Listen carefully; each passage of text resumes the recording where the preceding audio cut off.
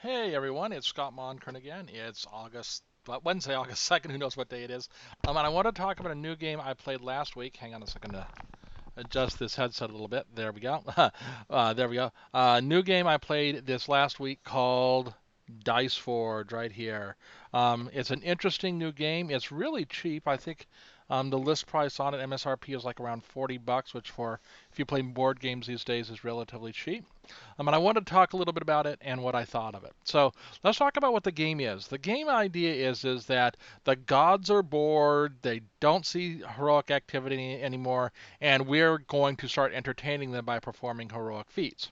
And so the idea is we're going to build dice that give us abilities that let us do heroic feats that entertain the gods and get us victory points. That's essentially it. And the game theme's honestly kind of pasted on, but it doesn't matter because the game is so much fun. So let's talk about the game components, then we're going to talk about the game and how it's played, and then tell you what I think of it. So let's talk about the game components first. The key thing is, and you'll hear lots of people talk about this, is this absolutely beautiful box. This is when you buy it, what the box comes in. It's really, really well designed. All the components fit well, and it actually ends up being when you play it becomes part of the board because what you do is you take this is the mat with all the different pieces on it, and you put it on here and you notice your dice here. So your box actually becomes part of your player board along with this player board here. The components are very colorful, they're very pretty, they're well organized. Now the dice themselves, like here, you take the faces off. Some people have said when you first buy it, they're a little bit tough to get off. Honestly, I didn't have any problems. You've got player boards like this. They're very much like Evolution in terms of the way they structure, a lot bigger. You've got cards, which are all the various tasks and stuff. And you have very nice wooden. I like wooden player markers. I know some people like plastic ones. I happen to prefer wood ones. So this is the components. It's really, really good. I really like the way they structured it. It fits well together. The components are nice. So those components. Um, the rule book comes in two pieces. It comes with what called rules, storage, and setup. It tells you how to put everything together. You kind of have to put everything together your first time around. It does a really good job of doing that, and then it's got the rules. It's really short. It's only these are all the rules. Uh, they were a little confusing in some places. There were some places where I had to say, I don't understand this. I had to go to Board Game Geek and ask some questions. So the rules are there. They're a little confusing, but they're better than most rules. You've also got this, which is called the Hero Aid. I would call this the player reference card if it weren't quite so big. It lists every card and what it does, and it also lists all the iconography and what they do. Now, honestly, I was disappointed in one thing, which is we kept having to pass this around. And so I would have, honestly, if I had been them, I would have taken this section here with all the iconography, shrunk it down, put it on a couple cards, made copies of it so all the players could play. It's only a four-player game, so it'd be four cards. So rules are okay. Needed a little bit of help. No player aids, and you know how I feel about player aids. They're almost critical when you've got lots of icons. So let's talk about the play. Basically, the play is it's kind of a combination of roll the dice, push your luck, and not really push your luck, but roll the dice and worker placement. So you roll the dice. Now the neat thing about this game is that as opposed to most games where when I'm taking my turn, everybody else sits there and spins their wheels. This game is neat because when I take my turn, everybody rolls their dice. They get resources as well as I do. Now they can't spend them, but they get resources. So everybody on everybody's turn gets to do at least something. And sometimes there are abilities that let you affect other people's dice, so on and so forth.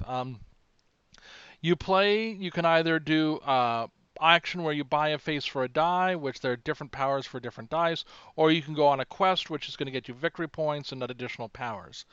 You can do one or the other. You can't do both. But if you're buying faces of dies, you can buy multiple faces of dies. You can only go on one quest, but you can buy multiple faces of dies. By the way, that was one of the confusing things. Was this whole thing? Well, you're buying die faces, you can buy like three, but if you're going on quest, you can only go on one. So, figured that out, but it was a little bit confusing. And when you read the rules, it was kind of clear, but not as clear as I would have liked to have been. You play for either 9 turns or 10 turns, depending upon your number of players. 3 players play 10, 4 players play 9. I think 2 players play 9 as well. And you play for victory points, and that's it. There are really, in terms of mechanics, in terms of economy, there are, let me pull this out, because the player reference board here is really good. This is the player reference board. You have gold, you have fire shards, and you have moon shards. That's your economics. You're trying to get them to spend them to buy other stuff. So it's kind of a 3-part economic system and a resource management system. You play 10 turns. Person with the highest number of victory points wins, like most games. There's some interesting worker placement things where if I bump someone off a spot, I get some additional resources. I get to reroll my dice again. So that's kind of the game and how it's played, kind of some fundamentals. Not the specifics, but I want to let you know. So what do I think of the game? This game is a blast. I had a hard time not comparing it to Mystic Vale. Now, Mystic Vale, if you've played it by Alderac, is a card builder game where you're building cards by buying components and sliding them in. And interestingly, they have that kind of 2-part thing where you've got the Veil cards and you've got the ability cards which you slide in. And here you had that kind of 2-part thing as well, which I thought was kind of interesting as a comparison. It plays a lot faster. Mystic Vale, typically I tell people 45 minutes, maybe an hour for a session of Mystic Vale, 30 minutes if you're really, really fast. This game, 30 minutes or less. It says, basically, I think it's saying ages 10 or up. It says 45 minutes. I will tell you that we've been playing it for 30 minutes or less most times. If you play fast and you play efficient, it plays very well, or plays very quickly. What did I like about the game? The components are good. The gameplay is fast. It's engaging. It's entertaining. Uh, um, and the box is just really well designed. That's the number one thing, is that box is really well designed. It's a lot of fun. What don't I like about the game? Well, the theme is really pasted on. This could be any theme you wanted on top of this, and it would be the same. That's not a bad thing. Well, it's kind of a bad thing. I wish the theme had been more engaging than it was. It really wasn't about appeasing the gods, it was about rolling those dice. Some people have complained that the dice are a little, putting faces on the die is kind of a little bit, it's fidgety, particularly the first time around. Now, there have been a couple of other dice builders they've compared to. It's better than those. That doesn't say much. I didn't find it. The only downside I found is that if the game is running so fast that if someone takes their turn and buys a face for the die, you have to stop and wait for them to take off the old face, put on the new face, and it kind of slows down the play. Now, it's still played really fast.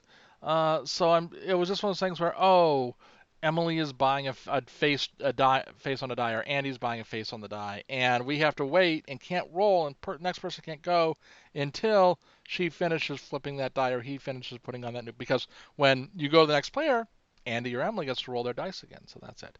Other than that, there weren't a lot of downsides. It's not a complicated game. It is really easy to learn.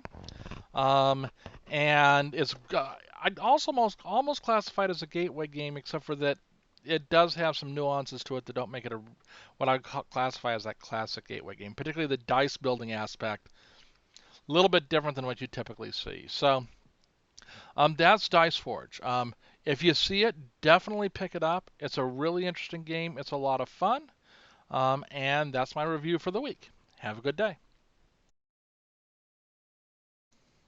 So I knew I forgot something. There always is on these reviews. I was like, it's only an 8-minute review. I forgot something. So what I forgot had to do with replayability, and I want to talk a little bit about replayability. So these are the cards which indicate the various quests you can go on, and there are a bunch of them. They have value points, so on and so forth. And the nice thing about the game is first of all, in the box, there's a slot for them right here, and they're organized very, very well. And they have beginner cards, which is the one they recommend you start with, and then they have a whole bunch of advanced cards. And the nice thing is that you can mix and match the beginner and advanced cards. And the advanced cards give you a lot of options. So there's a lot of replayability with this game because you can start with the beginner cards, go to the advanced cards, and they say, you know what, we're going to mix and match. We're only going to play with this type of card, or only play with this type of card. It kind of reminds me of, it's not quite as involved right now as, say, Colony, if you've ever played Colony, or that ever popular Dominion. Dominion obviously has tons and tons.